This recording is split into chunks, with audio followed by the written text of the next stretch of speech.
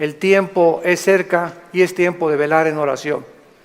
Es tiempo de reflexionar profundamente acerca de nuestra vida y de poder pensar qué es lo que Dios quiere para nosotros. Todos ustedes los que traigan su Biblia, eso es lo bueno de traer la Biblia el domingo, la vamos a abrir en 3 pasajes, porque a continuación voy a desarrollar el inicio de una nueva serie titulada El desafío de la fe. El desafío de la fe. Romanos 5:3, Santiago 1 y Primera de Pedro capítulo 1. Son 3 versículos muy importantes que vamos a desarrollar para poder tener un fundamento teológico acerca de esta conferencia y las que a continuación vamos a llevar a cabo, y que puedan ustedes entender las razones de por qué sufrimos, por qué existe la maldad, por qué hay tanta desgracia en el mundo, por qué si Dios es todopoderoso no termina de una vez por todas con el mal, con el terrorismo, con los abortos, con los cánceres, etcétera, etcétera. ¿Por qué hago todos estos cuestionamientos? Porque hace menos de una semana murió un grande astrofísico inglés llamado Stephen Hawking. Fue educado en la Universidad de Cambridge, casado 2 veces con más de 3 hijos. La primera esposa fue cristiana, abandonó a la primera esposa para casarse con la segunda, que era su enfermera. Murió a los 76 años, a los 23 años de edad lo diagnosticaron con una esclerosis tremenda, atrófica, y le dieron menos de 2 años para vivir. Y sin embargo vivió 50 años más, 76 años murió. Y lo más irónico del caso de la vida de este grande astrofísico inglés fue que su esposa, cuando lo metieron y lo entubaron 2 veces a los 20 y tantos años y después a los 40 y tantos, y le dijeron en el hospital que ya tenían que desconectarlo porque ya no podía vivir, ella se puso de rodillas e intervino ante el trono de la gracia, y llegaron los doctores y le dijeron: es que esto es un milagro. Y la segunda vez que otra vez lo vuelven a conectar porque ya estaba a punto de irse de este mundo, su esposa vuelve a arrodillarse en oración para salvarle la vida. Él supo que su esposa estaba de rodillas orando por él, y cuando él tuvo esta oportunidad de poder decirle a Dios: gracias porque me concedes la vida, se siguió burlando de ella. Y las palabras de él a su esposa fueron las siguientes: yo no hago caso a la religión porque es la ciencia la que nos da la verdad. Me dio mucha tristeza que antes de morir haya muerto negando a Dios y declarando que Dios no es el creador del universo. En ese momento, cuando escuché este programa de televisión, porque fue a través de las noticias que escuché esto, inmediatamente vino a mi mente la vida de más grandes astrofísicos que él, que fueron cristianos. Él argumentó que era porque la verdad estaba en la ciencia, y sin embargo Blaise Pascal, astrofísico francés, escribió cantidad de tratados acerca, y no era un religioso, era un cristiano. Blaise Pascal confesó, y en sus libros lo dijo: Jesucristo es mi Señor y mi Salvador. Nadie se puede comparar en la astrofísica con Blaise Pascal. Y después tenemos a Isaac Newton. ¡Qué tremendo! Isaac Newton, que comienza a postular las leyes de la famosa gravitación, cristiano de los pies a la cabeza, y muere alabando a Dios y dándole gracias a Dios por la muerte de Cristo. Luis Pasteur, siglo XX, un famoso doctor, experto en medicina, y el legado que él dejó a la ciencia fue impresionante, cristiano. Y finalmente Alberto Einstein, que fue famoso cuando dijo: Dios no juega con el universo como si jugara a los dados. Todos estos hombres fueron cristianos y creían en Dios. Los filósofos de hace 2150 años aproximadamente, 150 años antes de Jesucristo, Aristóteles, que fue el maestro de Alejandro el Magno, Platón, Sócrates, Demóstenes, creían en un Dios, por lo menos dijeron, pienso, luego existo, existo, luego vivo, esta causa no puede estar dentro de mí, esta causa tiene que estar fuera de mí, tiene que haber algo, llámale la fuerza, una entidad superior, pero tiene que haber algo que trascienda, que es Dios.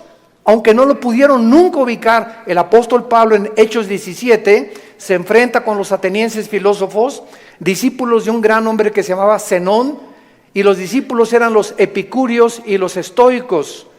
Y Pablo en Hechos 17 les demuestra y les dice, ustedes adoran un Dios porque tienen un monumento altísimo que decía al Dios desconocido.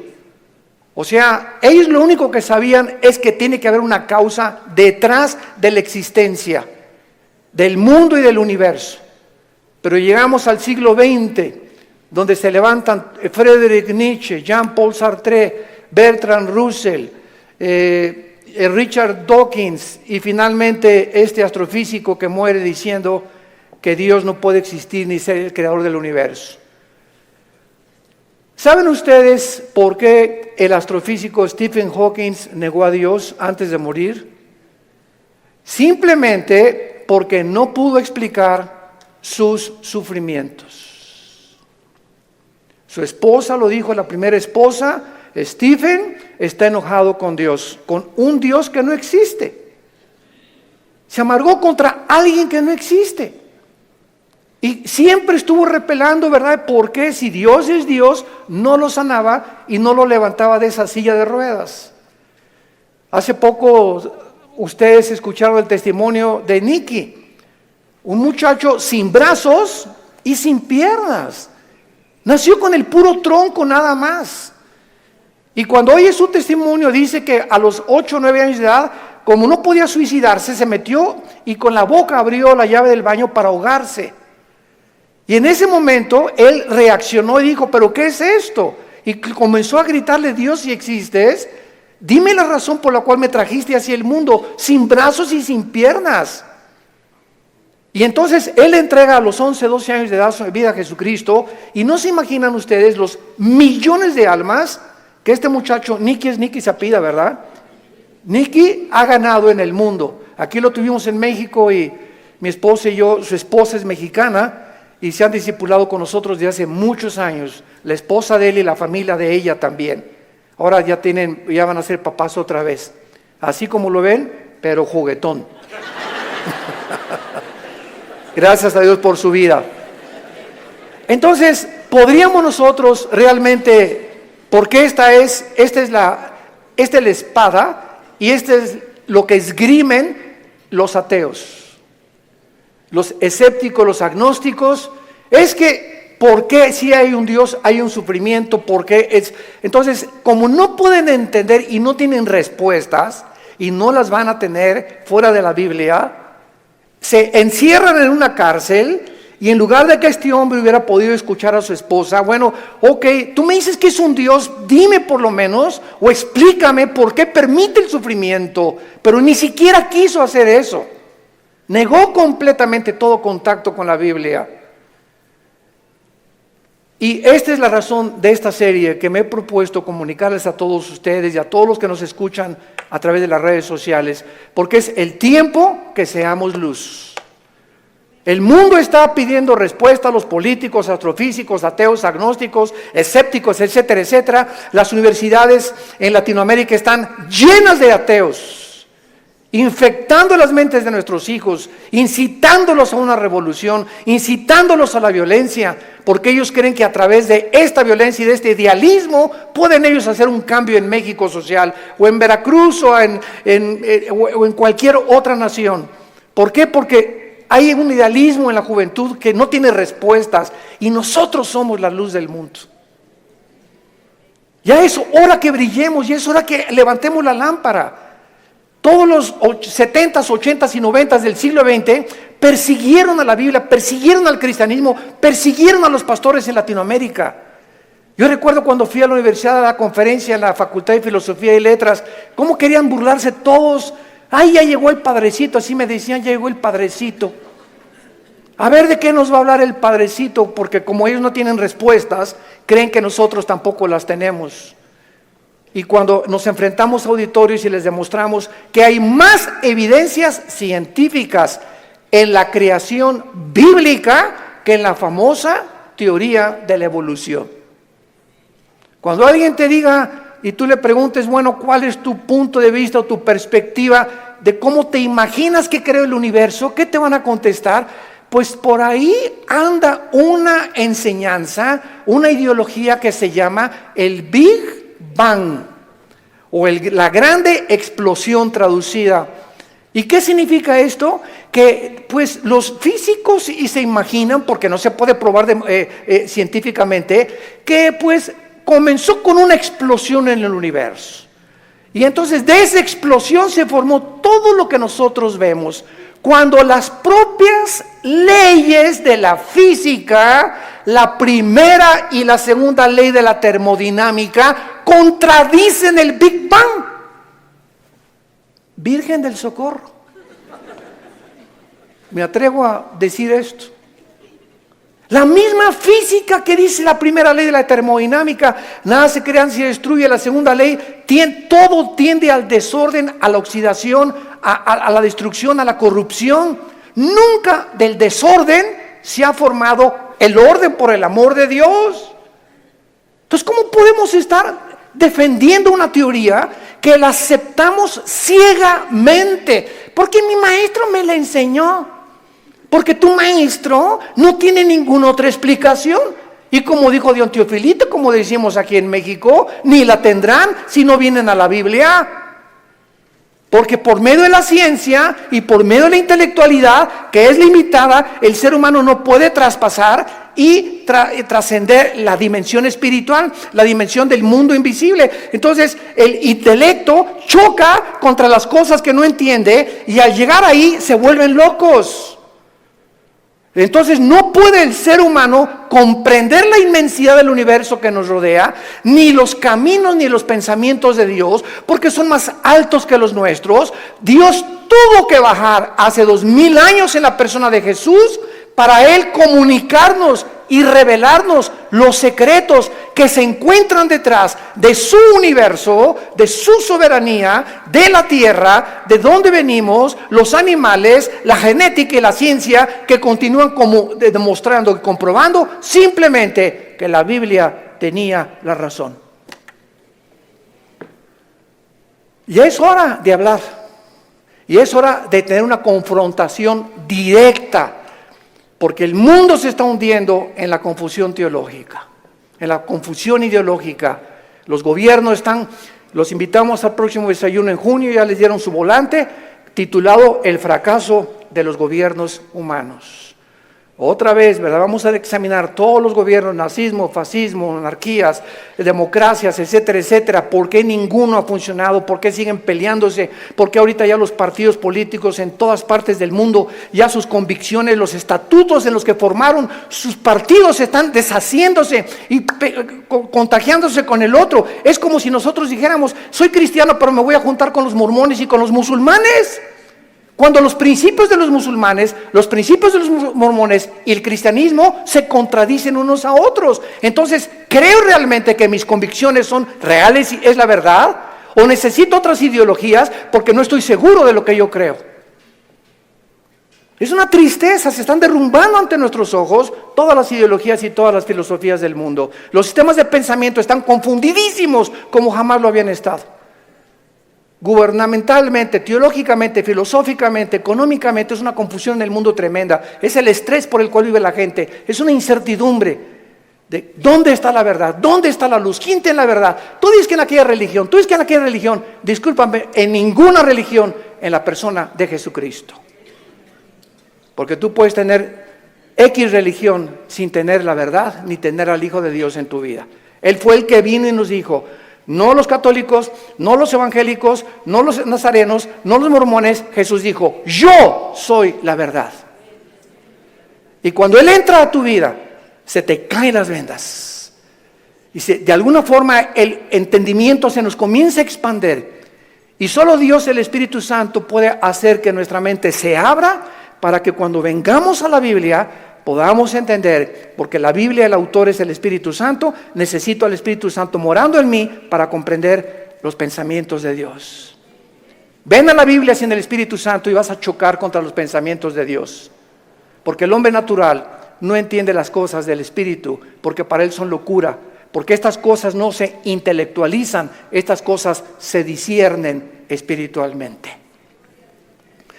Veamos estos pasajes a continuación que nos van a servir de base para poder dar una explicación y comenzar ya a levantar la bandera de la fe. Dice en Romanos 5, versículo 3, y no solo esto, sino que también nos gloriamos en las tribulaciones, sabiendo que la tribulación produce paciencia. Alguien viene sin el Espíritu Santo y lee este versículo, la conclusión a la que llega dice, esto lo escribió un loco. ¿Cómo puede alguien que está atravesando tribulaciones o problemas gloriarse? Inmediatamente se enfrenta esta persona con una pared. Pero es que esta persona no entiende que las próximas palabras es que estas tribulaciones y estos sufrimientos, Dios los está usando para formar nuestro carácter, que si no sufrieras, de otra manera no podrías aprender muchas cosas en la vida que solamente a través del sufrimiento se aprenden. Dice Salomón en Proverbios, el sufrimiento purifica el corazón. Esta es la razón por la cual comenzamos ya a entender, y cuando comenzamos a entender los pensamientos de Dios, y aunque no vamos a ser libres del sufrimiento, por lo menos Dios va a entrar a nuestra vida y nos va a dar una esperanza para que en ese valle de sombra y de muerte tengamos paz. Para que en medio de las tribulaciones que tú estás atravesando, y en medio del divorcio que estás ahorita enfrentando, y el abandono de tu esposo, y el abandono de tu esposa, y el abandono de tus padres, por lo menos en medio de ese horno de fuego que tú estás atravesando, Jesús está contigo. Y aunque no se va a acabar hasta que Él venga a todas estas cosas, Él nos da la fuerza para resistir hasta el final con gozo. Y la paciencia solamente es el fruto de las pruebas y las tribulaciones. ¿Se imagina lo que la Biblia dice? ¿Y para qué quiere la paciencia, Señor? Si no tienes paciencia, te vas a casar con el chavo equivocado. Si no tienes paciencia, te vas a casar con la muchacha equivocada. Si no tienes paciencia y eres una persona impulsiva que compras y vendes, etcétera, etcétera, sin meditar ni reflexionar nada, vas a comprar la casa equivocada, el carro equivocado, el viaje que Dios no quería que hicieras lo vas a hacer por tu impaciencia, porque por naturaleza somos impacientes. Entonces la Biblia nos comienza a abrir los ojos y nos dice, espérame tantito, la paciencia es una virtud elemental para que puedas tomar decisiones y no te arrepientas el día de mañana. Pues yo quiero la paciencia, Señor. Viene entonces el fuego de la prueba. No tengas miedo de las tribulaciones. Mi esposo, hermano, parece un martillo conmigo y duro y duro y duro y duro. Hermana, pues mientras más, te está haciendo tu esposito, sin que te des cuenta, estás desarrollando una capacidad para aguantar. Que si no quieres hacer eso, pues sácate un cuchillo y vete sobre él entonces. Y acaba con tus problemas. Hace muchos años, quiero irme con mucha calma con estas conferencias porque son muy importantes y tratar no se imaginan, oren por nosotros, por mi esposa y por nosotros, nuestros hijos. Necesitamos mucho de las oraciones de todos ustedes y le pido a Dios mucha oración, que siempre que yo estoy enfrente de un público pueda yo tener la capacidad de explicar su bendita y profunda palabra. Hace muchos años había un dramaturgo inglés llamado Oscar Wilde. Y él hizo muchísimas obras de teatro. Yo me acuerdo, tenía como 18, 19 años de edad. Formé parte de un elenco teatral llamado Hamlet. Y en una de las cosas que yo tenía que declarar durante el escenario, en el teatro, representando a Hamlet, ¿verdad? Dice así la obra de William Shakespeare: morir, dormir, no más. ¿Qué es más levantado para el espíritu? ¿Levantar las armas contra un piélago de calamidades y haciéndole frente a acabar con ellas? ¿O esperar el sufrimiento y dormir y morir no más? En otras palabras, este dramaturgo, que no era cristiano, pero creía en Dios, Oscar Wilde, y tenía problemas morales, ¿verdad? No nos vamos a meter con eso ahorita. Oscar Wilde pudo entender que la vida es o mueres o vives. Ahora, escojo vivir, aguántate. Le decía a mi papá, no chille, agarre piedras. Estamos vivos, no es Disneylandia, por el amor de Dios, ya madura. No es Reino Aventura. No estamos en el milenio todavía, estamos en un mundo de una raza humana caída, donde hay pecado, muerte, oscuridad, sombras, tristeza, enfermedades, violencia, etcétera, etcétera. Y vamos a través de esta serie a explicar por qué permitió Dios esto. Y nos vamos a dar cuenta, cuando veamos la explicación de Dios, vamos a levantar las manos, te voy a decir: Señor, profunda es tu sabiduría y tu gracia y tu misericordia. Cuán profundos son tus pensamientos. Y yo era como era porque no entendía. Ahora entiendo, Señor, y te alabo y te bendigo. Y va a venir una paz sobre tu vida que sobrepase el entendimiento, que te va a dar la fortaleza de seguir viviendo para Jesús. Y este es el propósito de esta serie que he tratado de preparar para todos ustedes y los que nos escuchan. Las tribulaciones nos producen paciencia. Necesitamos la paciencia. La segunda es Santiago capítulo 1, versículos 2 y 3. Santiago capítulo 1, 2 y 3. Hermanos míos, otra vez, parecía que estuviera loco Santiago, de cuál fumó. Tengan por sumo gozo cuando se hallen en diversas pruebas. ¿Quién puede llegar a esa conclusión, verdad? Gózate cuando te corran de tu trabajo. Gózate cuando pierdas tu casa. Gózate cuando tienes algún problema, ¿verdad? ¿Por qué me voy a gozar? Porque esa prueba que estás atravesando está produciendo paciencia. Otra vez, Santiago está de acuerdo con Pablo para poder, con diferentes palabras, decirnos que las pruebas producen paciencia. Entonces tú llegas a tu casa con tu esposa: ¿qué crees, mi chenchita?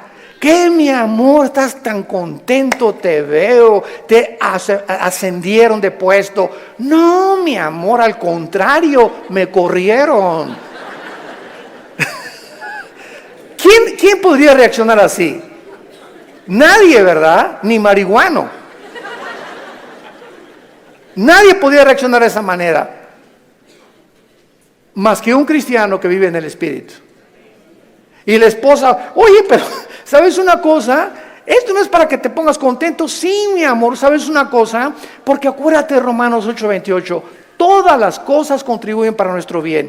Y no me corrieron porque haya sido ladrón, borracho, parrandero, jugador o defraudador. Me corrieron, ¿verdad?, por políticas, lo que tú quieras. Pero ¿sabes por qué me gozo, mi amor? Porque creo lo que dice la Biblia. Ahorita mi única reacción se había llegado: vieja, sácamela de don Julio reposado.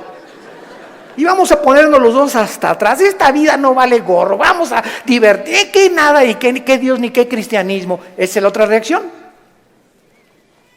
Y comenzar con la autolástima y comenzar a amargarte contra Dios. ¿Te das cuenta? Entonces, en lugar de que tomemos esa actitud, la Biblia nos muestra que nos enfrentemos a los problemas con otra actitud, porque cuando Dios ve que tú enfrentas esa actitud y que tú llegas a tu casa y: Señor, gracias, te alabo, yo no entiendo por qué me corrieron, lo único que sé es que tu palabra dice: no desmayes, no tengas miedo, yo soy tu Dios, nunca te dejaré, nunca te abandonaré. Y estoy seguro que viene un trabajo mucho mejor que el que yo tenía, en el momento en el que Dios ve desde el cielo que nuestra reacción aquí en la tierra es diferente a la de los demás seres humanos. Dios nos bendice.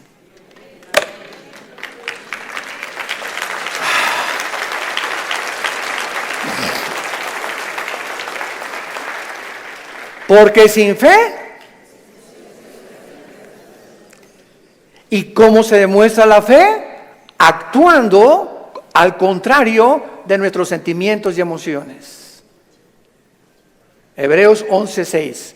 Y el versículo 1 de Hebreos 11 dice: y la fe es la certeza de lo que se espera, la convicción de lo que no se ve. Veamos y metamos aquí un microscopio. La fe está relacionada con el futuro y con lo invisible. Es una certeza, es una seguridad de algo que está adelante de mí, que estoy esperando. Y aunque yo no lo vea, estoy seguro que viene a mi vida.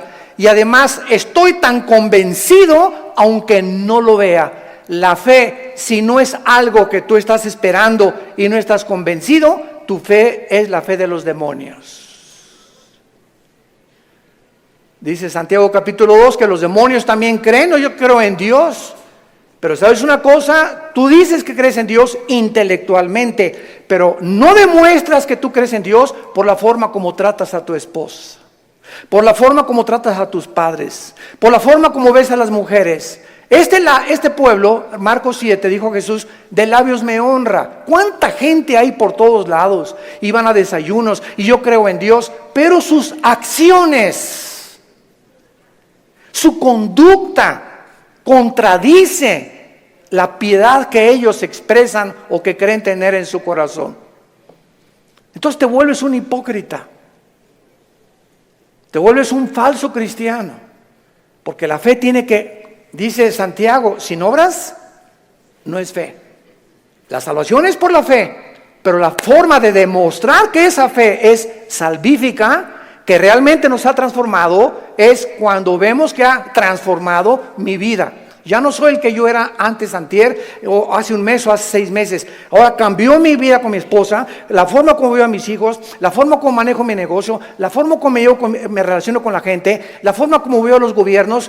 Cambia completamente mi vida. Y si yo no manifiesto esta actitud o esta nueva conducta, no es cierto que soy cristiano. Y lo vamos a ver en el tercer pasaje, 1 de Pedro capítulo 1. Y ahí vamos a comenzar nuestra serie. Esta es la introducción. En 1 de Pedro capítulo 1, versículo del 6 al 9, escribe el apóstol Pedro, y los recipientes de esta carta eran judíos perseguidos por Roma. Esta carta fue dirigida a cristianos que están siendo perseguidos o sufriendo por su fe, en lo cual vosotros os alegráis, aunque ahora por un poco de tiempo, si es necesario, tengáis que ser afligidos en diversas pruebas, para que sometida a prueba vuestra fe, mucho más preciosa que el oro, el cual, aunque perecedero, se prueba, con fuego se hallare en alabanza, gloria y honra, cuando sea manifestado Jesucristo, a quien amáis sin haberle visto, en quien creyendo, aunque ahora no lo veáis, os alegráis con gozo inefable y glorioso, obteniendo el fin de vuestra fe, que es la salvación de vuestras almas. En otras palabras, y este es el tercer principio espiritual de nuestra serie, la fe de todos aquellos que han dicho: Jesús, entra a mi vida. Ayer en el desayuno tuvimos más de 35 decisiones, gracias a Dios, y la gente que hace una decisión por Jesucristo, quiero que lo sepas, tu fe va a ser probada. Tu fe va a ser probada. ¿Y saben ustedes dónde comienza a ser probada? En la familia, con tus hermanos y con tus papás o con tus primos. ¿Por qué? Porque la primera prueba de la fe es la persecución. Ayer nos contaba mi hermano Alejandro, él es el director del Instituto Teológico Internacional, el ITI, y nos contó una anécdota mientras veníamos de Toluca al desayuno, en el camino, que yo no la conocía de mi hermano. Y me dice, Armando, tú sabes que cuando yo me convertí, porque él fue el primero en la casa que se convirtió. Y yo los correteé como 2 o 3 años. Una vez quise incendiar una reunión de oración.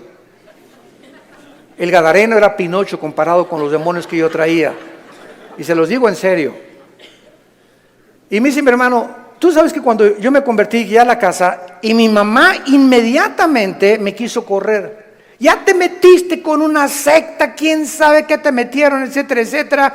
Total, dice, me tuve que salir de la casa y a los 4 días regresé a la casa. ¿Y qué crees? Estaba un cuñado mío, nuestras hermanas, la abuela, los tíos, y me hicieron juicio. Todos alrededor de la mesa, diciéndome, a ver, acércate por favor, estamos escuchando que ya te cambiaste de religión. Y que andas por ahí con unos aleluyas y quién sabe qué tantas cosas. Y en esta familia, la única religión que tenemos es tal y tal y tal y tal cosa. Y dice mi hermano, yo lo único que hice es a todos ellos que me hicieron juicio por haber aceptado a Cristo en lugar de que contentos de que dejé las drogas porque era bien hipioso mi hermano antes y le metía todo, ¿verdad? En lugar de que estuvieran contentos, estaban completamente enojados que yo había comenzado a leer la Biblia. Y lo único que les dije fue, puse la Biblia en medio de todos y les dije, ¿la han leído? Y comenzaron todos a voltearse unos con los otros. No, Chepo.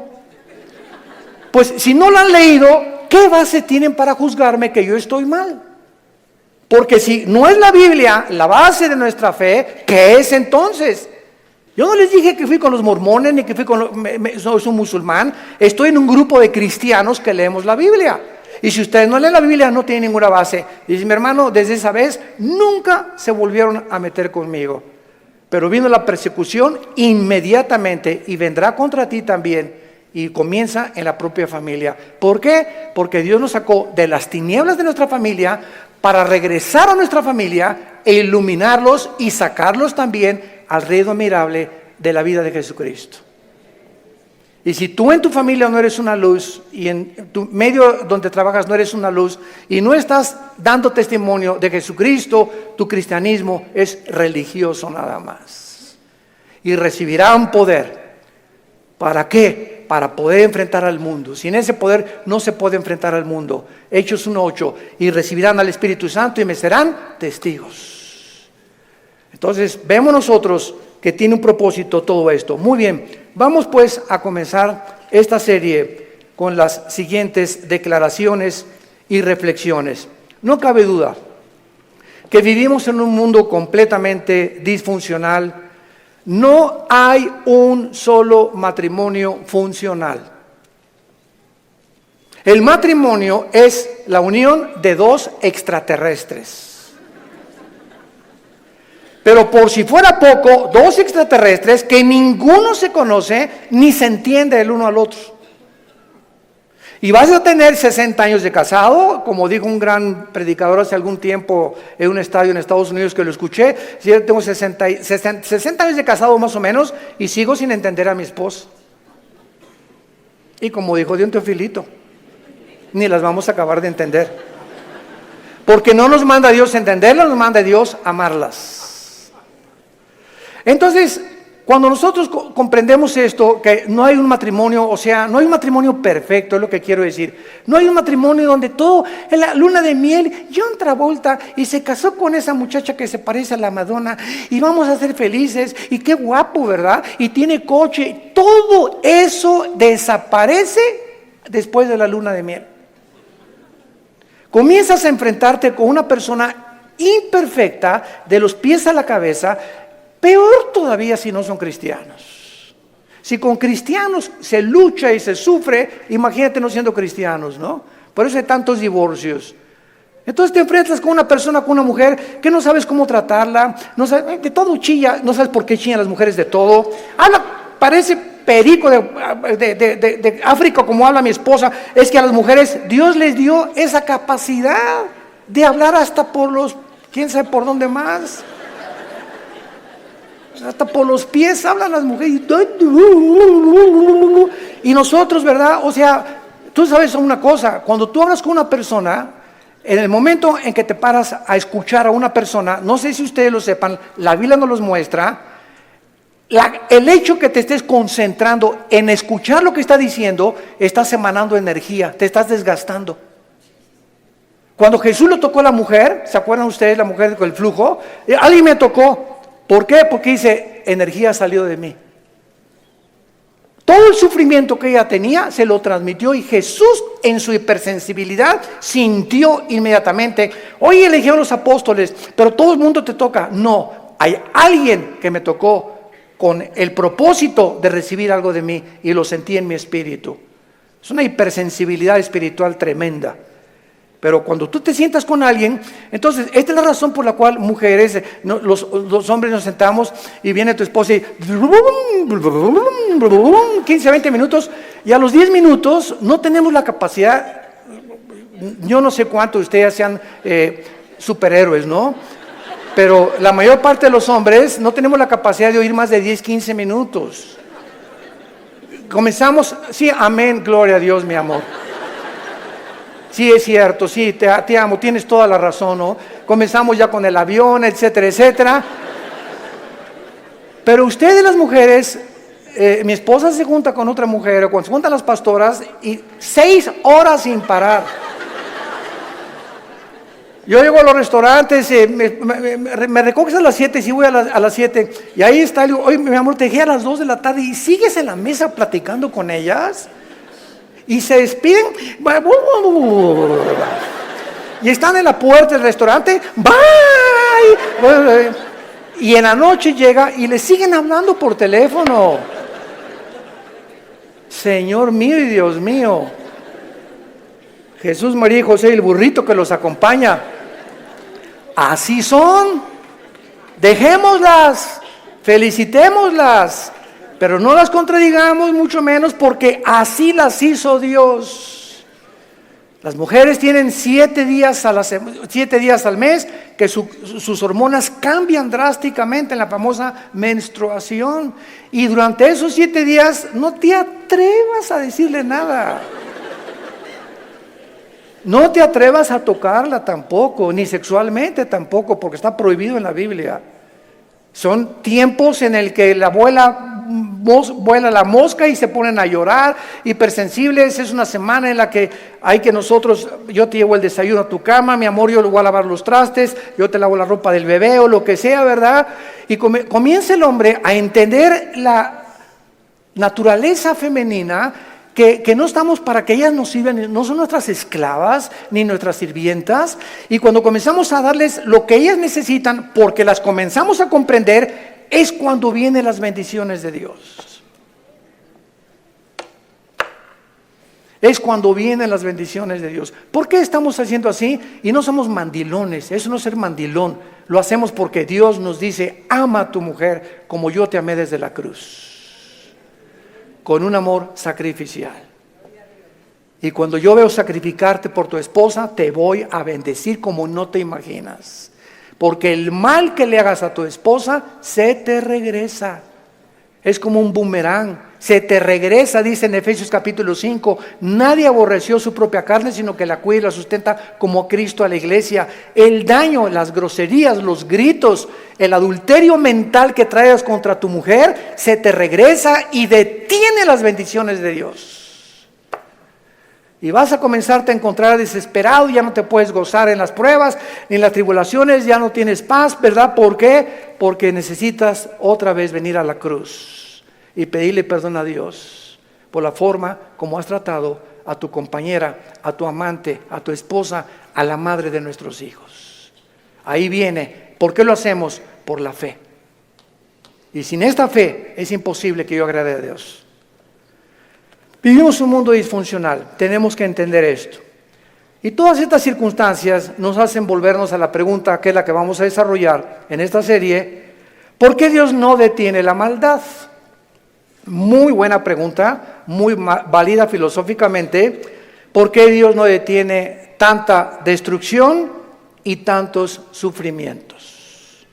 Es la pregunta que permanece en las mentes de la mayor parte del ateísmo, y muchas veces no solamente los ateos, sino también de los mismos cristianos.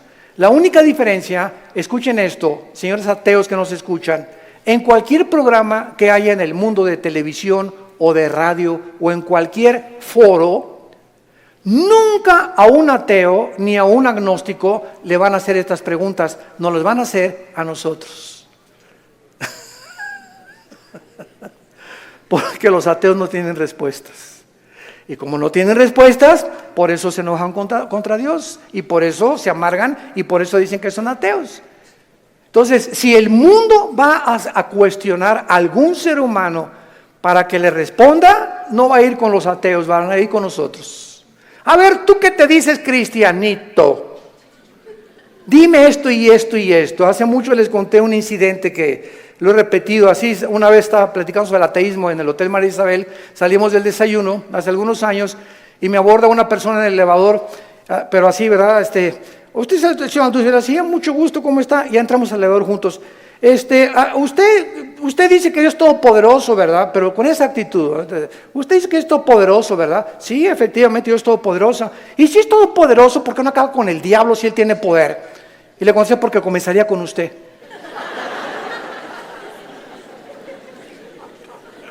Dele gracias a Dios. Le cambió completamente su perspectiva, ¿no? O por lo menos ya le di tarea para ir reflexionando ahí a su casa, de que hay respuestas y que si realmente Jesús hubiera venido o ahorita acabara con la maldad, acabaría con todos, porque perverso y engañoso es el corazón de todos los seres humanos.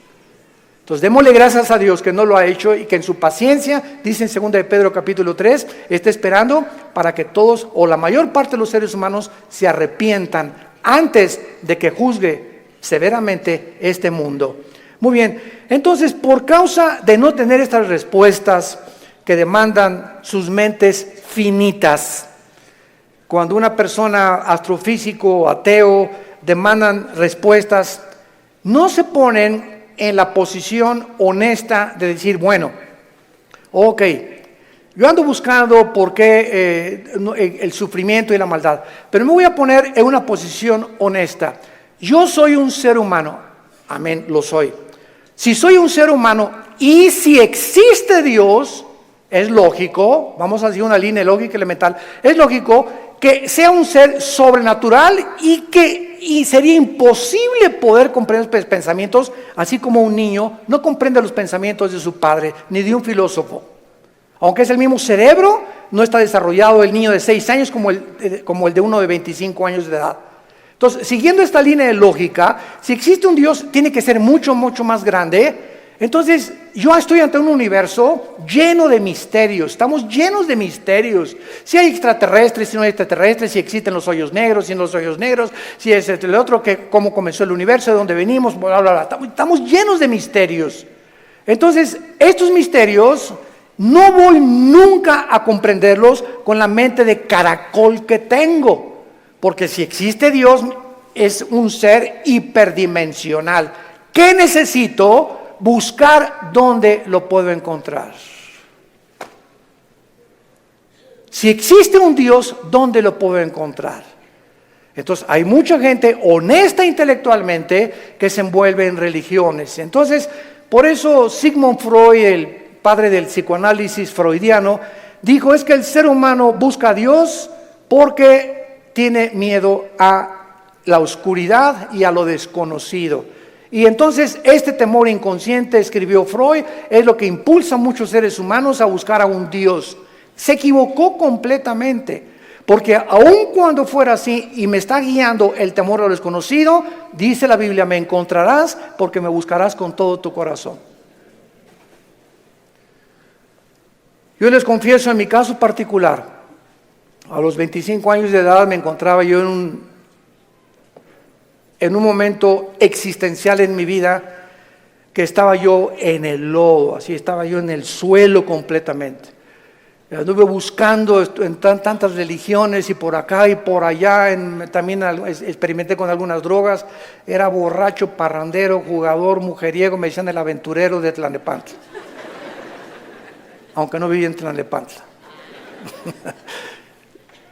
Y a través de esta crisis existencial, mi hermano ya se había convertido, mi hermano Alejandro, y caí de rodillas un día porque y los amenacé. Llegaba mi hermano con los cristianos, Armando, arrepiéntete, mira, ustedes están locos.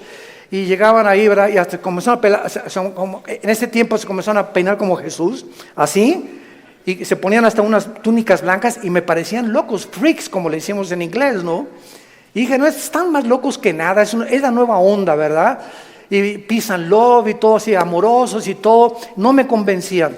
Hasta que llegó esta crisis existencial en mi vida, en la que ya no tuve más que hacer, intenté quitarme la vida 2 veces. Ya no quería vivir y que no hay propósito, significado en mi vida.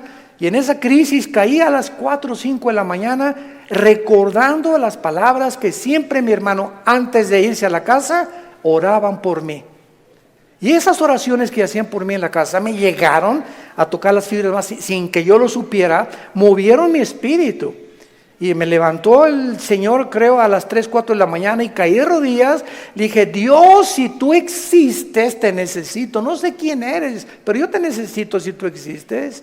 Y si es verdad que es tu Hijo, al quien tú escogiste y en quien el cual tenías tu complacencia y lo mandaste para que lo oyéramos a Jesús, no dijiste que oyéramos a Buda, ni a Mahatma Gandhi, ni a Mahoma. Tú dijiste a Él oír. Si es Jesús, yo lo necesito en mi vida. Le hablé a mi hermano a las 4 de la mañana, pasó por mí a las 5 de la mañana, me llevó a la casa de un misionero bautista con un corazón impresionante por el amor de las almas, y ahí estuve yo en un mes de febrero, marzo, ¿verdad?, de 1974, caí de rodillas junto al piano, que era un músico misionero, y le grité a Dios. Me comenzó con la Biblia, por cuanto todos han pecado y son apartados de la gloria de Dios, la paga del pecado es la muerte, Juan 3:16, Dios te ama, etcétera, etcétera. Y comencé a llorar y a llorar y a llorar y a llorar durante 40 minutos llorando. Y yo no sabía ni por qué lloraba, pero estaba llorando. Sentía que eran capas que se me quitaban así encima. Y ahí quedé tirado todavía como media hora. Ya me dijo, me dijo, vamos a dejar a tu hermano aquí solo en mi estudio. Ya salí yo y sentí como que me habían quitado, ¿verdad?, todas las frustraciones y desilusiones y traiciones que traía y mentiras de todo lo que, programas virulentos que el mundo me puso. Y fue la forma en la que Jesús me dijo, ¿verdad?, tú eres a quien tú estás persiguiendo. Y de ahí en entonces, ¿verdad?, mi vida fue cambiada radicalmente. Yo supe que había llegado al final de mi vida y que si Él era Jesús, yo tenía que dedicar mi vida a Él. No había ninguna aventura más grande en la cual un hombre pueda aventurarse a vivir más que conocer a Dios. No hay una aventura más grande. Conocerle es el más grandioso afecto de nuestros sentidos y amarle el más grande de nuestros propósitos. A los 3 años de que comencé a trabajar yo en la hotelería, era gerente del hotel, el que acabamos de ir ahorita en la reunión de los pastores en Acapulco, enfrente de la Diana. Estuve de gerente como 1 año, gerente en el Hotel Camino Real de Polanco, etcétera, etcétera. Y le dije a Dios, me voy de misionero. Yo creí que Dios me había llamado para otra cosa, me fui de misionero y me fui a la sierra de Oaxaca, entre la Costa Chica y la Costa Grande, entre Oaxaca y Guerrero. 3 años durmiendo en pisos de adobe. Mi cojín era un ladrillo envuelto en periódicos y me tapaba en la noche con periódicos, con los indígenas. Yo creí que me había llamado Dios para ser misionero, porque los misioneros que conocí en Acapulco me mandaron para que yo fuera, y lo único que me daban era un cheque de $100 al mes. Comíamos lo que pescábamos, las almendras que arrancábamos y los mangos que quitábamos de los árboles durante 3 años de mi vida. Y ahí conocí la máxima de las pobrezas. Más pobre no puede ser. Yo dormido en camas de piedra, hermano, te gané. En covachas, estas eran chozas de adobe. Y además había un pueblo ahí que se llamaba El Ciruelo, cerca de Tejucunicuilapa, en la Costa Chica, que era de leprosos. Y me acuerdo que un día me dijeron, ¿por qué están tapados así? Es que son leprosos. Y yo creí a las 2 de la mañana que Dios me había llamado a morir con lepra. Y le dije a las 2 de la mañana, Dios, si ese es mi destino, Señor, aquí estoy. Yo no sabía ni qué contagios era la lepra, ni conocía mucho de la lepra, pero yo creí que Dios me había llamado para morir como un leproso. Y ya, ¿verdad? Pasaron los 3 años, regresé a Acapulco. comencé a predicar, a fundar movimientos de estudios bíblicos en las casas. En 1979 la organización del famoso evangelista, que vamos a orar por él, Luis Palau, se está muriendo de cáncer, por cierto. Tiene cáncer en los pulmones, Luis Palau. Me hablaron a formar parte del equipo de Luis Palau. Del 79, 80 y 81 estuve como evangelista por toda la República, todo Tabasco, Guerrero, Veracruz, pueblito en pueblito, predicando de choza en choza, pueblito. Nos corretearon, nos aventaron piedras, nos aventaron palos, me lastimaron 2 veces, me enfermé con malaria, me enfermé con calentura de 40 grados, etcétera, etcétera. Y todas estas fueron, ¿qué cosa? Pruebas. Dios estaba forjando carácter en mi vida, que era muy importante para lo que más tarde me tenía que enseñar. Y el secreto, quiero decirles a ustedes, el más grande secreto de la vida es no amargarte. Es el más grande secreto de la vida cristiana. Un cristiano amargado no entra a la tierra de Canaán. No pasas Canaán.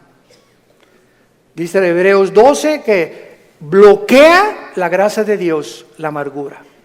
No importa lo que nos hayan hecho, lo que nos digan. Me acuerdo en los 80s cómo nos calumniaron. Me dijeron que me había casado 4 veces, que tenía hijos hasta en Iztapalapa, 15. Bueno, es increíble. Y todavía me dicen que de vez en cuando han oído esos rumores, ¿no? Le gané a Salomón. Puras mentiras. Pero el diablo es encargado de verdad de buscar la forma de desprestigiarte, de impedir. Pero ¿sabes una cosa? Que nuestro destino no depende de lo que la gente piensa. Nuestro destino depende de Dios. Y nadie puede arrebatarte ese destino que Dios te ha dado. Nadie, absolutamente nadie. Y para terminar, sí existen respuestas, y mientras todo se aclara, y mientras nuestra poca y chica y limitadamente intelectual comprende, y ahorita comenzamos ya con el Espíritu Santo a entender muchas cosas más que sin el Espíritu Santo imposible poder comprenderlas, Dios nos deja 2 consuelos. El primero, la resurrección de nuestra vida. Vamos a volver a vivir. Hijo, ten calma. No importa lo que estás pasando, cuando tú mueras y resucites, vas a tener el cuerpo que anhelabas tener. Si eras chaparrito y pelón, vas a ver el cuerpo que te voy a dar. Si te decían la tintorera de Tlanepantla, vas a ver la belleza que te voy a dar. Y lo que hemos sufrido, y las enfermedades, todo lo que pasemos aquí, no nos imaginamos. Y la esperanza de que vamos a tener un cuerpo fue que Jesús se levantó de los muertos. Él es la esperanza y la gloria de nosotros. Vamos a volver a vivir. Y todo lo que hayamos sufrido y lo que hayamos afligido, y si acabaste en silla de ruedas o no silla de ruedas, o con cáncer o no cáncer, o lo que hayas pasado, no va a ser comparable con las glorias que en nosotros se van a manifestar. Y la segunda consuelo es que vamos nosotros realmente a tener un mundo nuevo, donde reine la justicia y la paz y la equidad. Viene ese mundo que anhelamos y que queremos cambiar por las revoluciones armadas, por la guerra, por la política, por la educación. De ningún esfuerzo humano el mundo va a cambiar hasta que Jesucristo regrese con todos nosotros a establecer su reino milenial. La pregunta en esta mañana es la siguiente: ¿estás tú preparado si tú murieras esta noche para encontrarte con tu Dios? ¿Estás preparado? ¿Estás seguro que tienes a Jesucristo? Asegúrate en este momento recibiéndole como tu Señor y Salvador. Inclina tu cabeza y dile estas palabras. Señor mío y Dios mío, aún no te entiendo, pero he comprendido que no necesito entender todas las cosas, más que una sola: te necesito. Sé que tú en la cruz enviaste a tu Hijo a pagar con su sangre por mis pecados, y que la resurrección de Jesucristo transformó el imperio romano, transformó la historia humana, al grado que la historia se cuenta antes y después de la vida de Jesús. Señor Jesús, gracias por esta muerte en mi lugar. Creo que con tu sangre pagaste lo que yo no podía pagar jamás. Y creo, como resucitaste de los muertos, que estás vivo. Y en este instante te pido, porque creo que vives, que entres a mi corazón. Señor, te necesito. Yo sé que con el tiempo comenzarán a caerse las cortinas de mi mente y comenzaré a comprender más y más cosas que ahora no entiendo, pero lo único que sé es que te necesito, que moriste en mi lugar y que nunca me dejarás ni me desampararás. Te recibo como mi Señor y mi Salvador. Amén. ¿Qué haríamos sin la Biblia? ¿Qué haríamos sin este maravilloso libro? El libro de los libros. Todos ustedes en esta mañana que por primera vez han hecho esta oración, nos gustaría bendecirles y saludarles. Y si tú en esta mañana hiciste esta oración por primera vez, ahí desde tu lugar te pido que te pongas de pie. Párense los que hicieron esta oración, invitando a Cristo a sus vidas. Gracias a Dios. ¿Cuánta gente? Que Dios los bendiga. Gracias. Muchas gracias. Gracias, joven. Que Dios te bendiga. Alguien más. Que Dios la bendiga. Gracias a Dios. Allá atrás también. Muchas gracias. Gracias, Señor. Gracias, señorita. Gracias, joven. Que Dios te bendiga. Gracias, Padre, por todas estas personas, estas nuevas almas que vienen a la cruz. Nos ponemos de pie para recibir la bendición pastoral. Los que quieran extender su mano hacia acá lo pueden hacer. Los que no, no hay ningún problema. Es en señal de que recibes esta bendición. Dios bendiga tu vida. Dios bendiga tu matrimonio. Y les dé la paciencia para tolerarse y soportarse el uno al otro hasta que venga Jesús. Y esta fortaleza solo nos las puede dar el Espíritu Santo, viviendo en la palabra de Dios. Dios bendiga a tus hijos. Dios bendiga el fruto que llevas ahora en tu vientre. Que esta criatura crezca y nazca en un hogar cristiano, con principios de ética y de conducta moral. Que pueda el muchacho crecer con la seguridad y decir siempre: mis padres se amaban, mis padres se respetaban. Dios bendiga a tus padres, Dios bendiga tu trabajo, tu entrada y tu salida. A sus ángeles mandará para que tu pie no tropiece en piedra. Él te llenará el conocimiento de su voluntad con toda inteligencia y sabiduría espiritual, para que andes como es digno de Él, llevando fruto en toda buena obra y creciendo en el conocimiento y la gracia de Dios. Nosotros ya no estamos en tinieblas, estamos bajo la luz, para que seamos luz en medio de una generación que se está degradando y perdiendo rápidamente por la corrupción que hay en el mundo. Que esa paz que sobrepasa el entendimiento guarden ahora tus pensamientos y tu corazón. En el nombre de Jesús les bendecimos. Amén. Que tengan paz. Vida Nueva para el Mundo se sostiene y propaga el mensaje de salvación de Jesucristo gracias a Dios y a tus donativos. Llevemos juntos el Evangelio de Jesucristo al mundo entero. Realizamos eventos, seminarios, congresos y diferentes programas para dar a conocer el mensaje de salvación y el poder de nuestro Señor, transformando y edificando vidas de mujeres, hombres, niños alrededor del mundo. ¿Qué pasa cuando decides hacer tu donativo? Aunque no puedas llevar la palabra personalmente a todo el mundo, de esta forma lo estás haciendo. Con tus donativos o aportaciones, estás sembrando y formando parte de lo que Dios está haciendo en su obra. Estás ayudando a traer luz a la oscuridad, paz al conflicto y esperanza a los que no tienen ninguna. Dona desde México.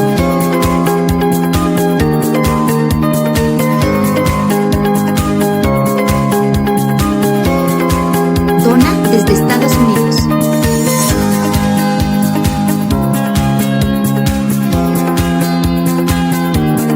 Para el resto de donaciones de otras partes del mundo, www.vidanuevaparelmundo.org.mx/dona. Estamos cumpliendo la gran comisión.